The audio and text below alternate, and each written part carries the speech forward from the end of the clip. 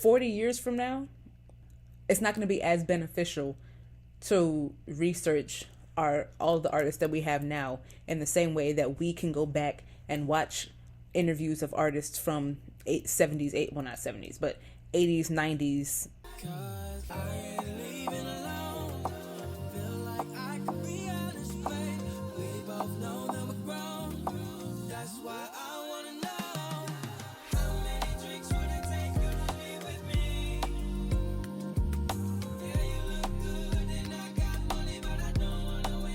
Hi, welcome to my bubble where we do a little bit of adulting, a little bit of healing, and a little bit of creating.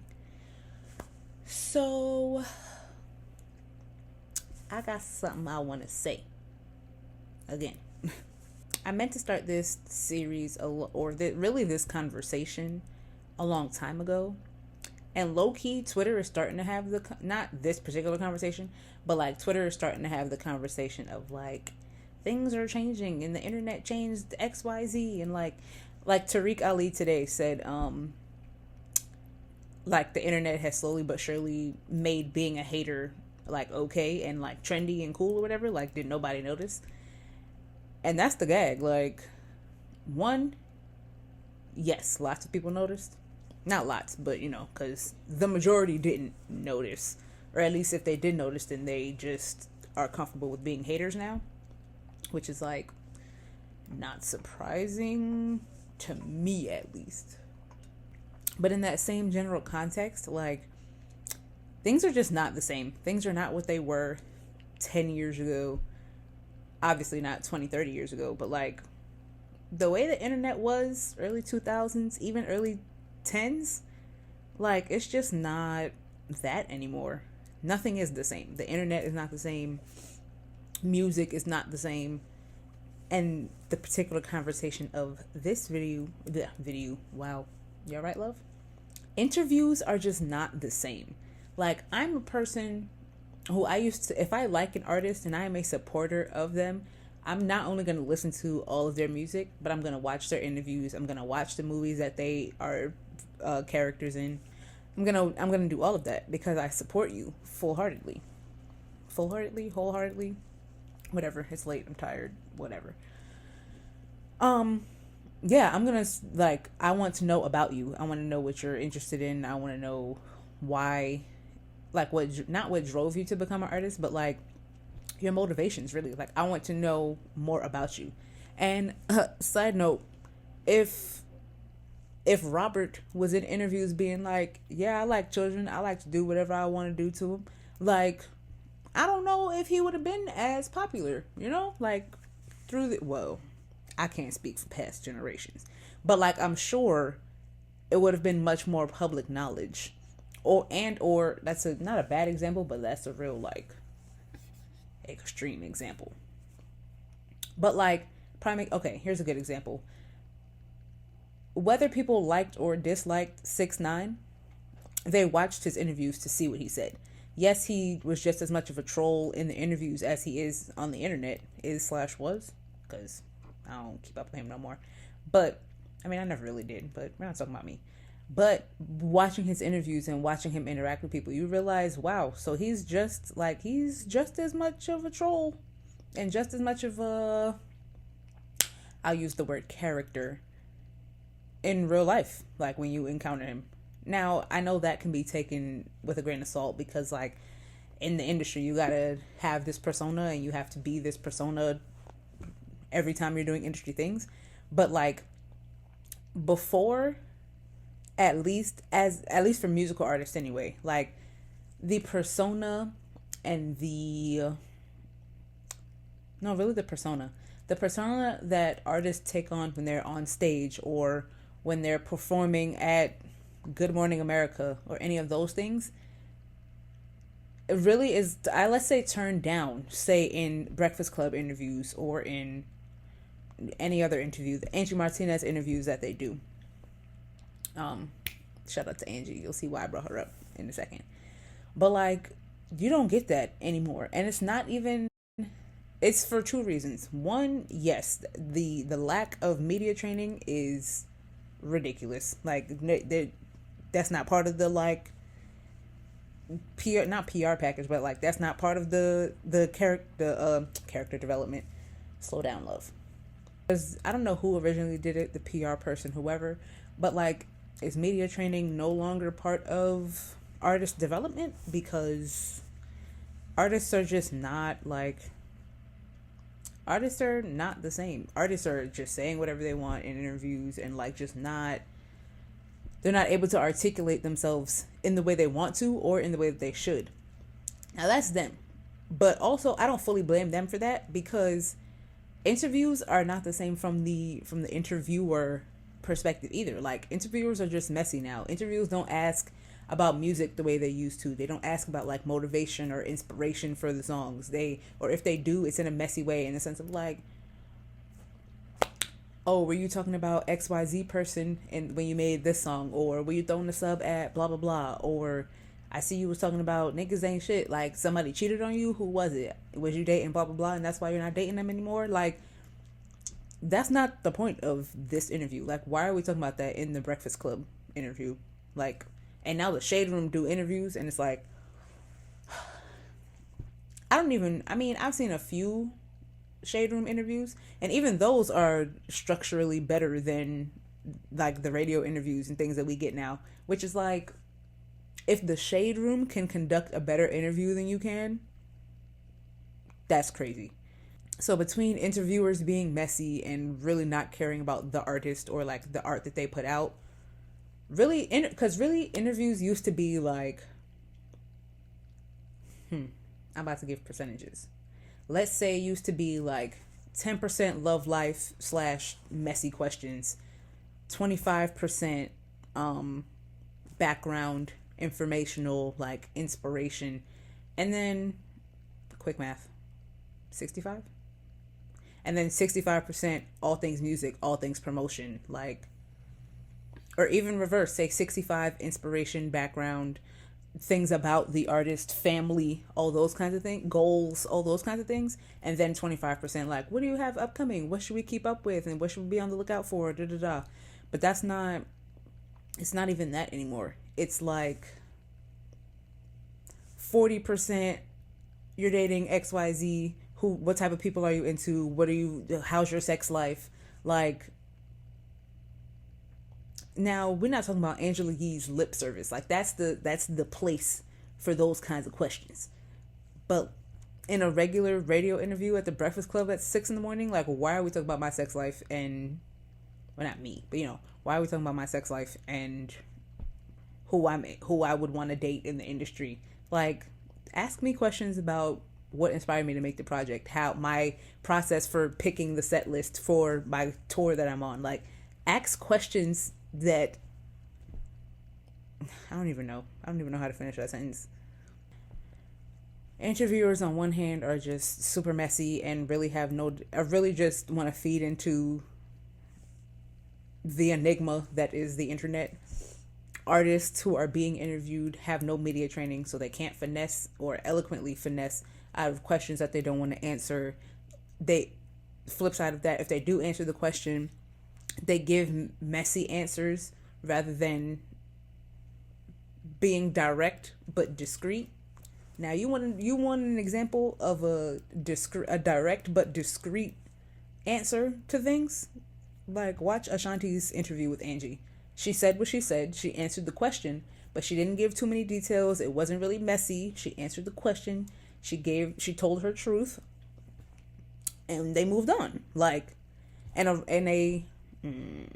not even a seasoned, but like a good interviewer will be able to corporately and like really corporately will be able to corporately spin the question and ask again if they feel like you didn't really answer the question.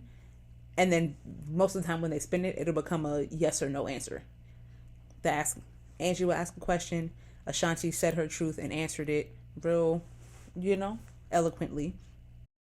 Angie could be like, so you're saying XYZ did da, and Ashanti would be like, yeah, simple, next question, move on. Or they, go into conversation, blah, blah, blah.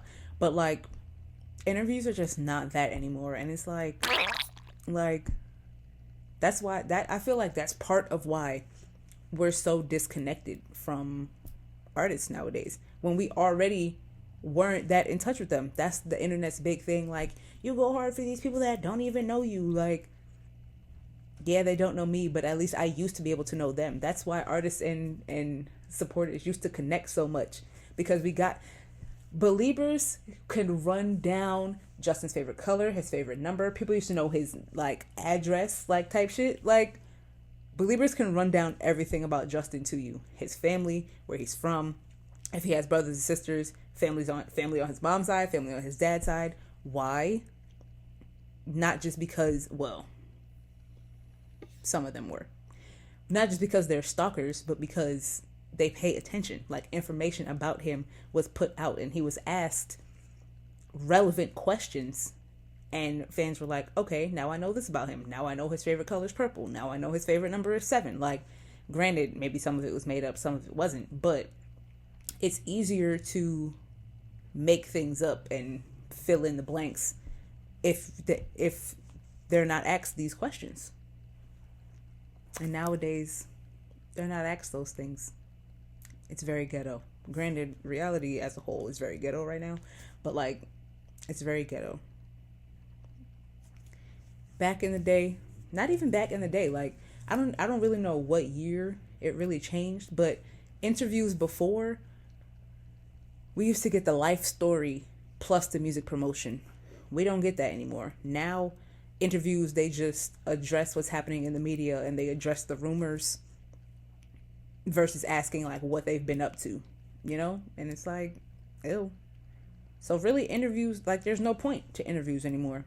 We don't learn about the artist as a person. We just discuss the person and things that we've seen. Really all surface level. Like, ew. I can get the surface level from the internet. Well, interviews are on the internet too. But like, you get my point. And it's like, that's why no one is watching interviews where artists try to clear their name and they're like, that's false, that's da da da. Because I didn't know, granted, I don't keep up with Lori Harvey like that, but who was it? Was it Messy Monday? Had Zoe not put the clip in of Lori Harvey being like, yeah, there's all types of made up stories in the internet. Like, they made up saying I dated a father and son, da da da. Like, granted, I don't know her whole roster of men. I just know it's top tier, but like, as she should, because she's a top tier female. The fuck. But that was not put out everywhere, at least not to my recollection. But they're not going to do that, and people are not going to watch these interviews anymore. People are not. That's why we don't, like I said, that's why we don't know as much about the artists anymore. That's why we're like countries away from them when whole time you live in LA, I live in LA. Like, ew. In the context of like new age interviewers, blah blah blah, if you will, or really just, I'm just gonna use interviewers because that's what we're talking about. Poor Minds is a good example. And really, yes, that's a podcast / talk show. Shout out to you ladies. But really, you can tell that they went to college for communications. They know how to guide a conversation. They know how to eloquently spin the question back and be like, so you're saying blah blah blah, and get a yes or no answer. Like, they're good at that. Versus just, so what's up with, so you was fucking on da da da. So you wasn't beefing with XYZ's ex just because they was in your DMs, da da da. Like, we don't have a new age Angie Martinez. We don't have a new age Tim Westwood. Like, we just don't have that. But Poor Minds is a very good example, to me anyway. Is a very good example of like interviews and asking the questions that people really want to know. And Poor Minds, even when I just watched their not just watched, but not too long ago, I watched their episode with B.O.B. And yet they, just as much as they addressed the sexual shit, they addressed him as an artist and like what drives him and what he is interested in and what his heart yearns towards, but still had the sexual conversations, never mind, you get the point. But we need more of that. you can shout out to them. You can very much tell that they went to school for communications because it shows. Everybody else, trash. Basura. Trash. But yeah, that's all I have to say on that. Interviews are not the same. They're just not. People need to do better. But like when everyone else when majority of people's standards are lackluster at best, what can you expect, really? Hate that for me and the people like me who actually would like to get to know these artists and these people and like learn their inspirations and their motivations. We don't get that anymore. Like, how are we 40 years from now? It's not going to be as beneficial to research all the artists that we have now in the same way that we can go back and watch interviews of artists from 80s, 90s. Like, people can, in Cardi's interview with Jason Lee, she was just saying that she studied Madonna's whole everything. We're not gonna be able to. Well, kids, artists, everybody in 40 years is not gonna be able to do that effectively about artists now.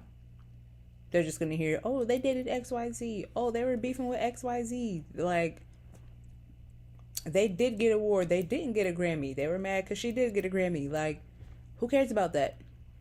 What did you learn? How did you develop as an artist? What's your inspiration? Like, where do you draw from? Like, we don't get that anymore. And I hate that for us. But yeah, if you made it to the end of the video and you don't know me, hi. My name's Naori. Stick around, you love it here. Duh. Embrace being a star. Subscribe. Stay hydrated, kids. Follow my socials. I'm pretty active on all of them. So, but if you want to get at me immediately, hit me on Twitter. I post twice a week. So I'll see you in my next video. Bye. I'd rather be smoking